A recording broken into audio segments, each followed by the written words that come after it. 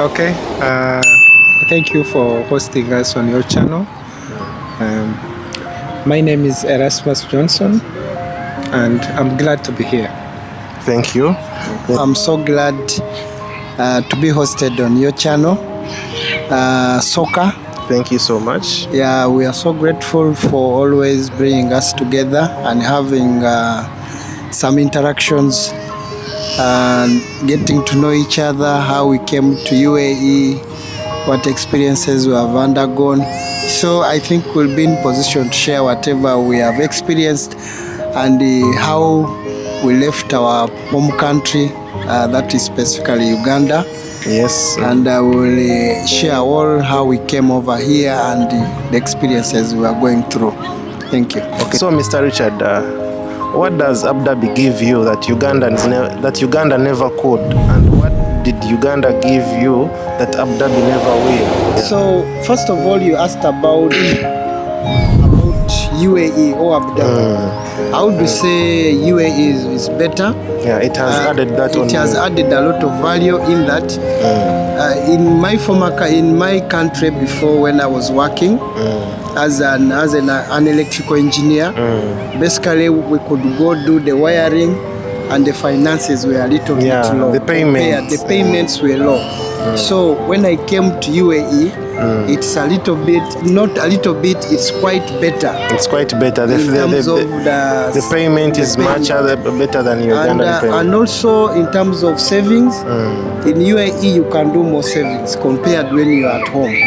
Okay. So basically maybe that's what I can say, that the more differences between the two countries and the advantages, the cons and the don'ts. Okay, and what does Uganda give you that UAE could never give? Uganda gives more, basically, let's say maybe in terms of family reunions, and actually you end up missing your family for a very long time. Yes. Currently, I think I'm going to 2 years. I've not gone yet home. So I feel that you get the belonging with Uganda. Really, I feel I miss the family, the kids, my wife, and also the friends, relatives, uncles, sisters, my dad. So basically, these are all the challenges we undergo through. And also the weather, basically, is not conducive. And also, it is very hard to get time to go outing, like paying visits to friends, ABCD, being that everybody is 24/7 busy. Okay. So those are the challenges maybe I could see. Most of the time, 24, basically 16 hours you are at work. You at work, You come back home when you are totally exhausted. Work bed. So you go work bed. So you find really there is no time to relax. Okay. Still the same question. Okay, first of all, why did I come to Abu Dhabi, or why did I come to UAE? I come to UAE for money. Yes. I came for money. Of course, Uganda was making money, but I came here for money. That's the main reason why I came here. I will be open with you. I didn't come here for adventure or for as a tourist. Yeah. I came to look for money. Exactly. So meaning, money-wise, finance-wise, UAE is better. UAE is helping me take care of my family back in Uganda. Yes, that is the main thing that UAE is giving me. Another thing, the adventure. My first country to go to out of Africa was UAE. So it gave me also an opportunity to learn different cultures. Here in Abu Dhabi, we have met a lot of people, different nationalities. So now at least I know their behaviors, their cultures. I even learned the jaiga. I couldn't learn that from Uganda. And then the Arabic as well. I can speak a little bit of Arabic. No, so many. Basically, that is what UAE is giving. So when you cross back to Uganda, back to Uganda, yes. What does Uganda give you and UAE never will? In that perspective, Uganda is home. Uganda is my home. It's my country. Home is always the best. at home, even if you are there, you feel that you are at home. That one, you'll never find it anywhere, wherever you go in the world. Home will always be home. So there is no one should lie to you that you can't go and then, because at the end of the day, for example, my family is, family is everything about a man. So if I'm a man, I'm not with my family. That one really, that is something that Uganda can give me, and family. Abu Dhabi cannot give The power of family. The power of family, being with the family, seeing your children's grow. Yeah. Seeing your kids, taking your kids to school. That is something I'm missing. That UAE could not give. That's wonderful. This is a question-based interview or an interaction that I would want us to share with you, people, Ugandans out there and non-Ugandans who are planning to come to UAE. So these are the two gentlemen here I have with me. I hope you take a leaf from their words, and then you can learn. Maybe it can inspire you out there to come. If you're afraid to leave your family, you can come and take care of your family. They are working, they're taking care of their families back home.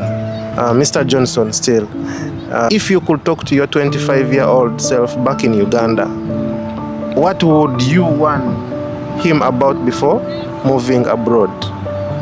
What would you want him to know?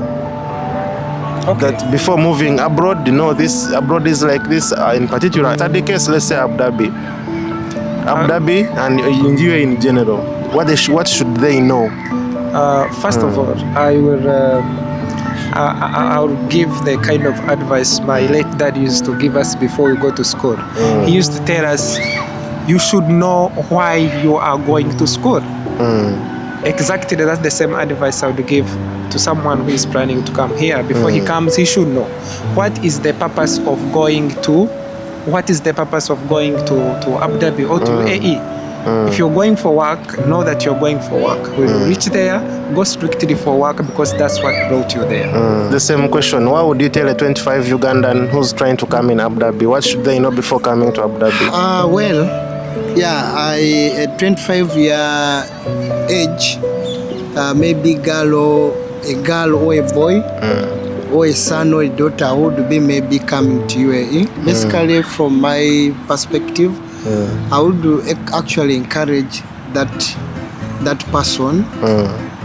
Basically, everybody, when he or she is leaving his home country, they always have a target. Maybe you're leaving your country because you want to build a home. Maybe you want to buy land. Maybe you want to come make money, go back and do a better business. So basically, that person, what I would advise is that if you've decided to come to UAE, that is to say Abu Dhabi, perhaps, or Dubai, wherever, Sharjah, because we have around 7 states over here. So whatever state you'd love to go to, basically go by your plan. Don't reach here and get to be changed by some other people, because the moment you leave your country, you meet another group of people here. So perhaps the group of people you go with, that is where you find yourself going through. You go through drunkards. At the end of the day, you go through that stage of drunkards. You go through the stage of people who are hardworking and willing to save for the future. Obviously, you will go with that group of people. So the group of people you come and associate with will shape you. Either for good or for bad. Exactly. You get what you came for, you forget what you came for. Exactly. So basically, what I would advise is that whenever you have come to do any work from any country, please focus on know why you have come. Know why you're in that country and what you've come. Don't deviate from the course. Exactly. Stay focused and do one lane. Don't go for the second lane. Otherwise, that's where you crash off. Yeah, this brings us the third question. What is the one truth about living the UAE that young Africans don't understand until they move here? That one truth that young Africans don't understand until they move here. Do you think it is there or it's not there? Yeah, the truth is there, because when you are in the UAE, there are so many opportunities compared to African countries. Here, opportunities are so many, in that sometimes even it depends also on how you're dedicated Yes. to do work. Basically, sometimes opportunities differ. The opportunities which are so physical, the opportunities which are more into paperwork. True. So basically, it depends. But here, opportunities are more in the UAE compared to basically Africa. I would suggest if also our economies, basically our leaders in our countries will think about this by providing more opportunities for the youth in our country. Yeah, the young Africans. Because now most of the youth, even the elderly people are moving out of the country. You find people are too much. Somebody is going for the US lottery. You find somebody is over 60 is also struggling to go to US, struggling to go to German, where. So you find opportunities is a problem in our countries in Africa. But here, at least whenever you're here in the UAE, opportunities are enough. Okay. What's that young Africans, what's one truth that the young Africans don't know until they reach here? Actually, technically, you know nothing until you reach here. Whatever you hear about Abu Dhabi, you don't know until you reach here. I came with a different mentality, but when I reached here, I found a different mentality. But the most important thing, the young Africans they don't know until they reach here is the real culture of Abu Dhabi. What is the real culture of Abu Dhabi? What happens in Abu Dhabi? Seriously, I had no idea until I reached here. Most especially the behavior, their dressing code, their rules. Like here in public transport, like the female has to sit in front seats, and then the gents sits behind. And the females have to sit alone. And the females have to sit alone. You cannot sit with the gentlemen. Not like this in our country. Unless you're a couple. Exactly. Unless you're a couple. So such a culture is something that you can never know until you reach here. But yeah, I'm supposed to be non-partisan in this, but me also let me give my opinion that the young Africans don't know until they reach here. Before you travel, your mind is closed. Exactly. But once you travel abroad or you travel outside, let it be any other country. Trust me, your mind will open up. You will start to see things. You start to realize some things you are thinking are totally wrong, or some things you are thinking are completely right. Somehow your mind will change. There will be a shift in your mind thinking, in your mind, in your reasoning. Everything will change. When you move abroad, you see how service deliveries are done. Yes. How these people have developed their country. Yes. Where African leaders are not doing right. Yes. Where the education system is not right. Cultural differences. Public transport. Exactly. So many things. You encounter all of those when you move abroad. Actually, maybe one more. If I was to, for example, to choose a leader back in my country, I would choose a leader who has moved out of Africa. He would have seen a lot of things. I've seen a lot of how people do the services, how they provide services, better than the person who has been in Africa only, particularly in Uganda. What's the biggest sacrifice you made while living abroad that your family will never know about? What are you sacrificing that you experience it as you, but your family doesn't know about? Mr. Johnson. Seriously, this is a little bit emotional. How is it emotional? It's also emotional. Tell us. There are some Take us that emotional bit.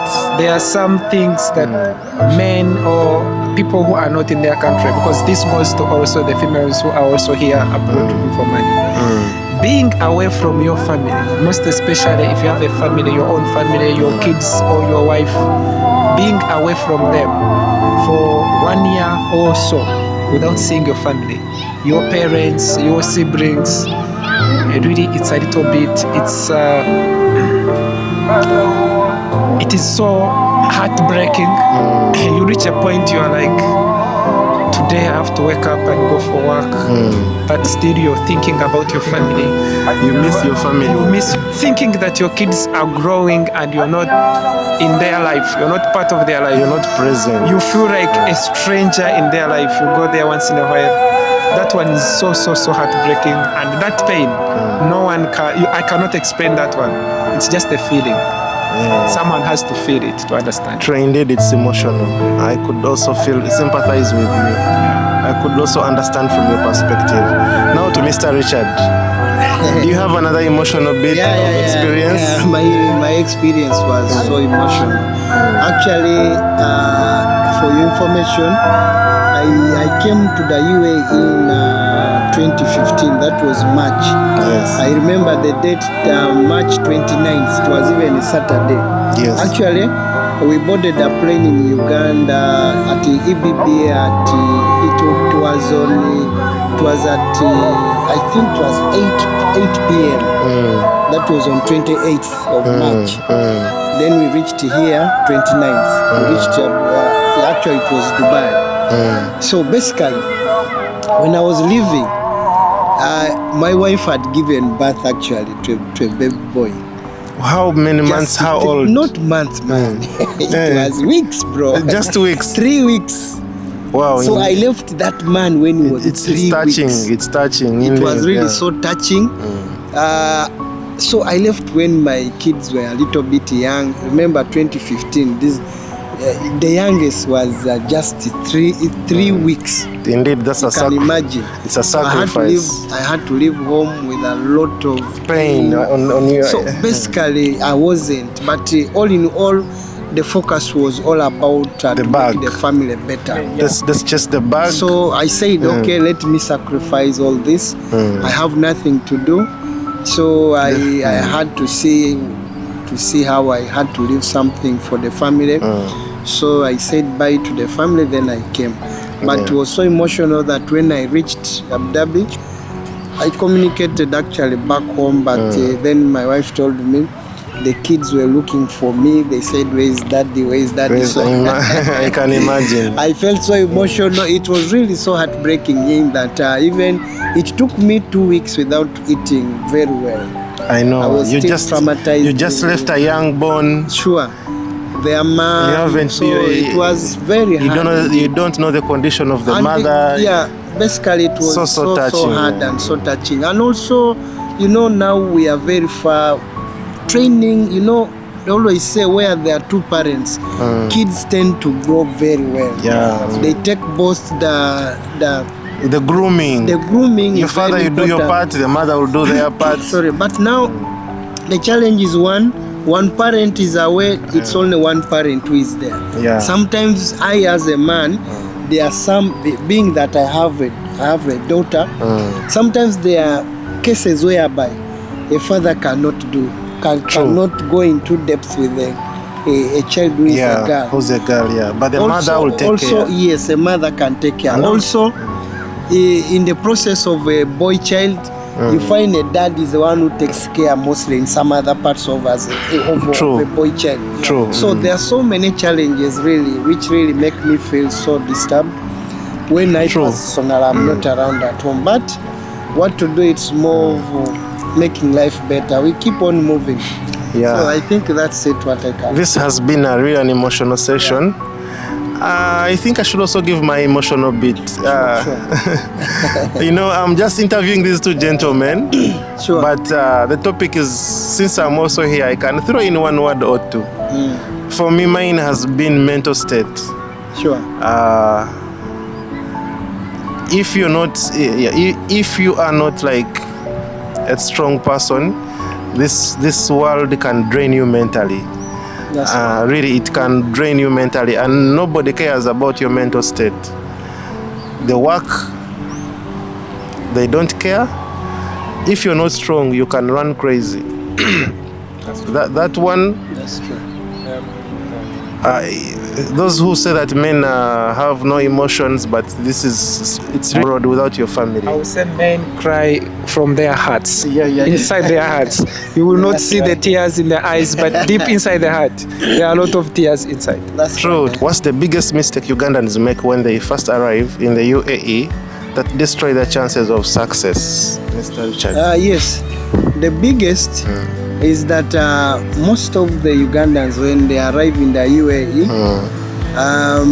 I think I mentioned it earlier, is to first of all is to think that he has reached to his destination and gets that comfortability in a certain area or in the certain job he has come to do in the UAE. So, and also too, they tend to get into groups which divert their minds from what they came for. When they came for. Somebody came for a certain goal is diverted to another system of the what? So basically those are maybe the points which basically divert some of our Ugandans, brothers and sisters. Okay. Yeah, from going for their rightful point why they came to the UAE. To Mr. Johnson, what is that one mistake Ugandans or Africans make when they come to UAE or move abroad? Okay, first of all, there are two mistakes.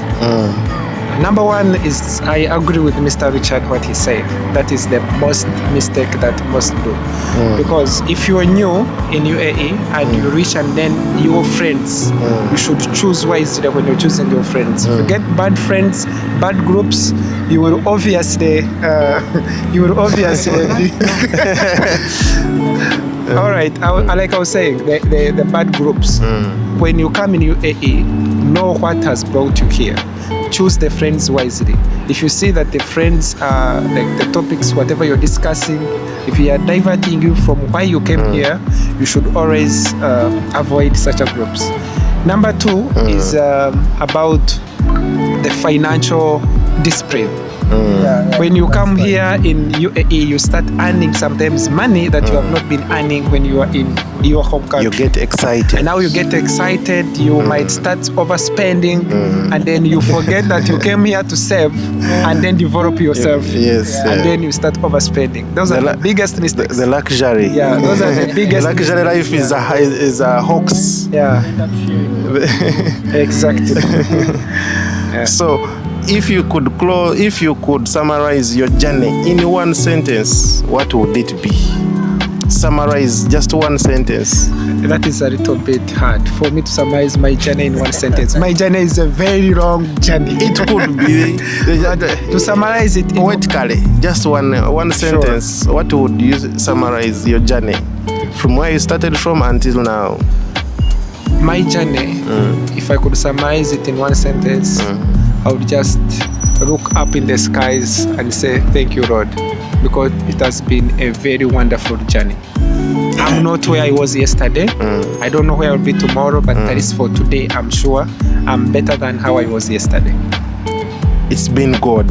It's been God. That's why I look in the sky and say, thank you, God. Basically, from my side, as me, Richard, I would summarize my journey. It has been a kind of a tough journey. Your mic close to the mouth. Yeah, it has been kind of a tough journey, though. As I can say as well, it has been good on our side, basically. There are challenges, sicknesses come in, you go to the hospital, do the medications, ABCD, lots of challenges also in finances, lots of challenges here and there, lots of challenges at work, lots of challenges. So many things happen, food, all those challenges. Sometimes food is not really so good, whereby so it's so challenging. But so we thank God. Sometimes, as you know, challenges come in, but God intervenes and everything moves on as it's supposed to be. Yeah, basically that is it what I can say. We thank God has kept us alive, and we keep on asking for more prayers. Also to bless our friends, brothers, and other people basically at home, and all other friends and relatives.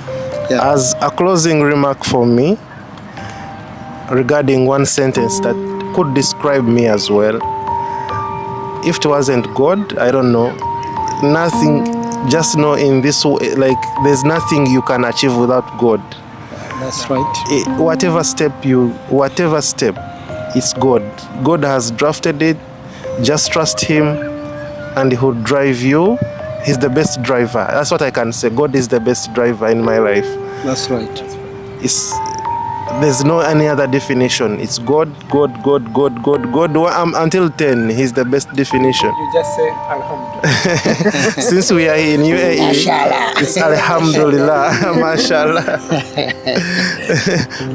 Mr. Rich, I will not introduce him. Let him introduce himself. What's your name, and what would you say to our viewers?